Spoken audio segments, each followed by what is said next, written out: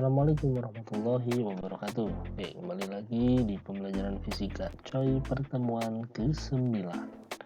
Apa yang akan kita pelajari? Nah, ini tujuan pembelajaran di pertemuan ini kita akan mempelajari tentang perbedaan gelombang elektromagnetik dan gelombang mekanik. Kemudian kita juga akan menjelaskan sifat-sifat cahaya, membedakan cermin dan lensa, dan menjelaskan jenis-jenis alat optik. Oke, gelombang itu kemarin kan berdasarkan arah rambat dan arah getar. Kita tahu ada gelombang longitudinal dan ada gelombang transversal ya. Nah, ini sedikit mengulas gelombang longitudinal itu. Kalau gelombang transversal itu cirinya ada puncak, ada lembah gitu ya. Nah, sementara gelombang longitudinal itu ada rapatan, ada renggangan gitu ya.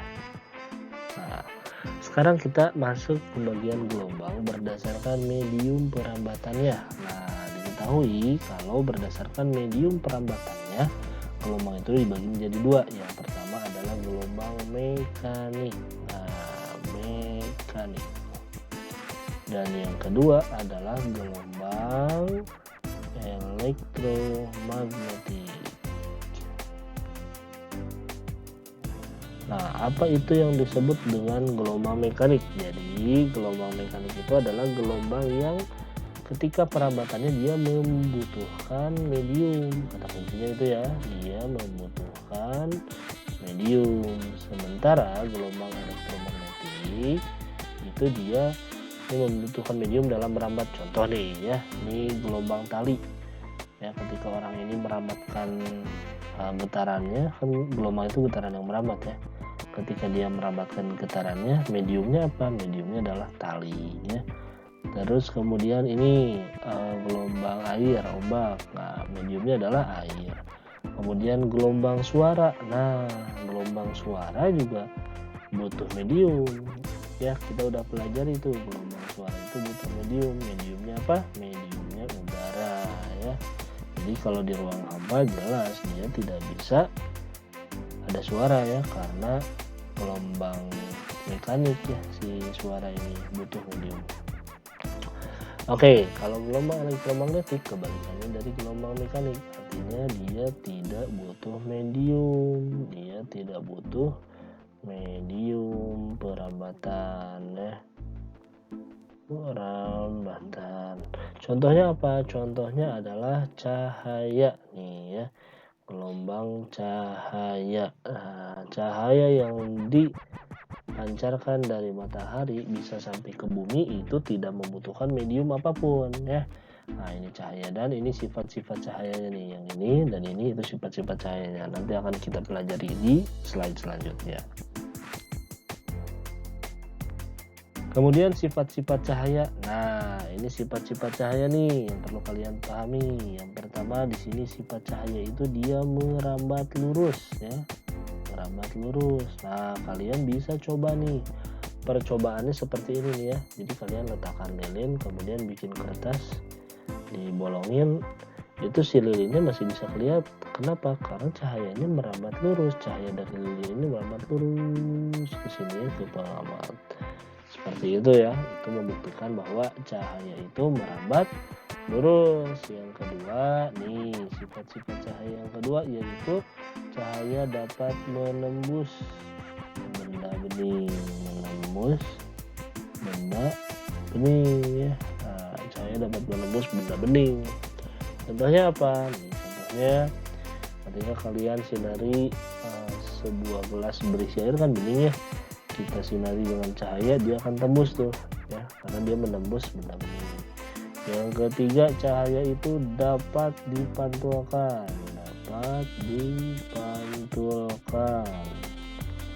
contohnya apa? Atau sebutannya adalah refleksi ya. Refleksi, alatnya namanya reflektor. Contohnya ketika kalian bercermin tuh. Nah, ketika kalian soroti cahaya ke dalam cermin, ke depan cermin, dia akan terpantulkan gitu ya. Jadi dapat dipantulkan cahaya. Kemudian cahaya itu dapat dibiaskan ya. Dapat dibiaskan. Contohnya ini sebutannya adalah refraksi. Jadi refraksi itu dibiaskan. Contohnya apa? Ini kalau kalian menyinari cahaya kemudian di atas gelas ya, itu akan berbelok ke dalam air. Membelok. Contohnya apa? Contohnya kalau kalian tahu, kalau kalian masukkan air dalam gelas kemudian masukin pensil, nanti seolah-olah si pensilnya itu kelihatan patah, padahal dia nggak patah. Kenapa? Karena dibelokkan, arah cahayanya dibelokkan gitu. Jadi kita kelihatannya seolah-olah pensilnya ini patah atau bengkok, padahal tidak. Nah, itu salah satu sifat cahaya, yaitu dapat dibiaskan. Kemudian nih, nah ini yang sering kita lihat nih, indah banget nih. Cahaya dapat diuraikan.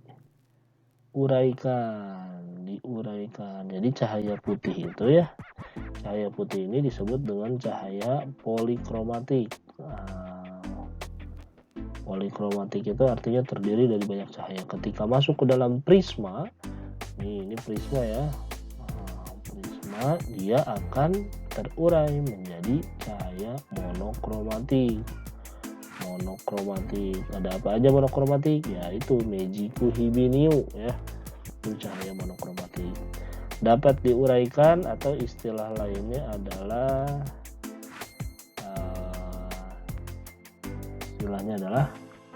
diffraksi ya. Istilahnya adalah difraksi atau diuraikan ya. Oke, kemudian yang terakhir nih, cahaya dapat dilenturkan ya, atau istilahnya dilenturkan atau dispersi. Harus ketukar ya, dispersi dan difraksi. Ini difraksi itu diuraikan menjadi dari polikromatik menjadi monokromatik, sementara dispersi itu dilenturkan ya. Asalnya cahayanya lurus, ketika masuk ke dalam sebuah celah sempit, ini celah sempit banget, itu bentuknya akan melengkung seperti ini ya. Ini kalian juga bisa coba di air ya, gelombang air. Gelombang cahaya ini gelombang transversal ya, jadi sejenis dengan air itu. Coba di elektromagnetik. Oke ya, nanti itu. Oke, ini simulasi tentang perambatan cahaya. Nah, di sini ada sumber cahaya nih, ada sebuah sumber cahaya, kemudian ini disebut dengan sinar. Jadi sinar itu adalah sumber cahaya yang bergerak lurus, merambat lurus, itu disebut dengan sinar. Sinarnya menuju. Oke, benda berdasarkan pengaruhnya terhadap cahaya itu dibagi menjadi 3. Ada benda tak tembus cahaya atau opaque. Contohnya apa? Batu, papan, dan buku. Nah, seperti ini nih simulasinya. Jadi dia nggak tembus cahaya ya. Maka nanti biasanya di bagian belakangnya muncul bayangan. Nanti akan kita jelaskan tentang bayangannya. Kemudian ada benda tembus cahaya atau benda transparan ya. Contohnya air dan benda bening ya. Yang ketiga ada benda buram, translucent. Contohnya kaca, susu, kertas tipis. Nah, itu jadi ketika disoroti oleh cahaya itu buram nih. Bayangan seperti ini nih simulasinya. Kalau benda transparan itu tembus cahaya, semua cahayanya masuk. Sementara kalau benda translucent itu jadi acak. Nah, jadi acak-acakan ya. Kenapa? Karena itu tadi buram ya. Contohnya kaca yang biasa di WC itu ya, yang di bagian atas dekat ventilasi itu dibikin buram ya. Cahaya matahari masuk, jadi biar terang tapi buram gitu, nggak terlalu jelas kelihatannya. Itu ya. Jadi benda berdasarkan pengaruhnya ada 3, opaque, ada transparan, ada translucent. Nah, ini simulasinya nih. Ini cahaya merambat lurusnya. Kalian bisa lakukan percobaan nih di rumah. Bisa menggunakan lilin atau lampu nih ya. Jadi cahaya itu merambat lurus. Kemudian ini nih. Nah, ini kalau sumber cahayanya kecil, yang ini ya. Nah, kemudian bendanya besar, maka akan dibuat seperti ini nih ya. Yang tadi tidak tembus cahaya kan, maka cahayanya akan bergerak di sisi-sisinya. Nah, sehingga terbentuklah ini nih bayangan ya. Nah, bagaimana kalau sumber cahayanya lebih besar? Nah, kalau sumber cahayanya lebih besar, pas bendanya lebih kecil, akan muncul 2 bayangan ya. Ada bayangan yang hitam jelas pekat ya, yang disebut dengan umbra. Ada juga yang bagian pinggirannya, itu disebut dengan penumbra ya. Oke, kemudian pemantulan cahaya. Nah, pemantulan cahaya itu ada dua ya. Ada pemantulan teratur, ada pemantulan baur. Pemantulan teratur kalian bisa lihat nih di simulasinya. Ketika terpantulkan itu hasilnya ya sama ya, ketika 4 garis juga dan teratur gitu ya. Nah, biasanya di bidang yang rata. Ada juga pemantulan baur. Nah, pemantulan baur ini di bidang yang tidak rata. Nah, hasilnya dari pemantulan baur yang tadi ya, untuk benda-benda yang transfluen. Benda-benda transfluen biasanya terjadi pemantulan baur, sementara benda-benda yang teratur itu benda-benda yang cermin ya, seperti cermin gitu, dan benda-benda yang opak gitu. Nah, ini nih ada hukum pemantulan cahaya. Nah, misalnya ini sebuah bidang pantul atau cermin. Kemudian ada cahaya masuk. Nah, ini disebut dengan sinar datang. Nah, ketika ada sinar datang, maka kita munculkan garis normal nih. Garis normal itu garis yang tegak lurus dengan bidang pantulnya. Ini bidang pantul. Ini kan kita tarik garis dari ujung di sini kan ada sinar datang. Seret sampai sini. Nah, muncullah garis normal ke atas. Normal bidang. Kemudian sudut antara sinar datang dengan garis normal itu disebut dengan sudut datang ya, sudut datang nih. Jadi sudut antara sinar datang dengan garis normal itu disebut dengan sudut datang. Kemudian nah, hukum pemantulan cahaya berbunyi bahwa sudut datang sama dengan sudut pantul. Jadi besarnya sama sudut datang dengan sudut pantul tuh ya. Nah, maka muncullah sudut pantul. Ketika muncul sudut pantul, muncullah sinar pantul ya. Jadi sinar pantul ini adalah pantulan dari sinar datang ya, seperti itu. Oke, contohnya, nah ini hukum Snelliusnya nih, sudut datang atau I sama dengan sudut pantul atau R ya. Nah, oke, kita misalnya contoh soal ada seperti ini nih, seret, ada bidang pantul, kemudian ada sinar datang nih, misal sudut datangnya 20 derajat, nah maka sudut pantulnya berapa? Nah, berdasarkan hukum Snellius, sudut datang sama dengan sudut pantul. Sudut datangnya 20 derajat di sini ya, 20 derajat, maka sudut pantulnya juga 20 derajat gitu ya. Nah, bagaimana kalau ada soal seperti ini nih? Ada juga soal seperti ini. Set, ini bidang pantul, ini sinar datang. Nah, sudutnya itu bukan di sebelah sini nih, bukan di sebelah sini, tapi di sebelah sini nih. Sudutnya misalnya di sini 60 derajat. Nah, 60 derajat. Nah, ini ya, ini bukan sudut datang ya, bukan. Sudut datang itu antara sinar datang dengan garis normal. Kalau di sini 60 nih, kita kan anggap ini tegak lurus nih, di sini nih, ini tegak lurus ya. Kita tahu sudut tegak lurus itu 90 derajat ya. Maka sudut datangnya bukan 60 derajat, tapi 90 dikurangi 60. Kenapa 90? Karena di sini tegak lurus ya. Ini tegak lurus dikurangi 60 supaya kita dapat yang ini. Berarti ini berapa? 30. Oke, sudut datangnya atau I-nya itu 30, maka R-nya juga 30. Hati-hati ya dalam pengerjaan ya. Ini ada yang soal seperti ini. Oke.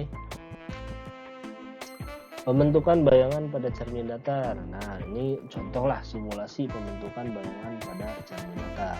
Seperti ini. Misal ini cermin nih, ini kalian ya sedang berkaca. Jadi prosesnya itu rumit tapi cepat sekali.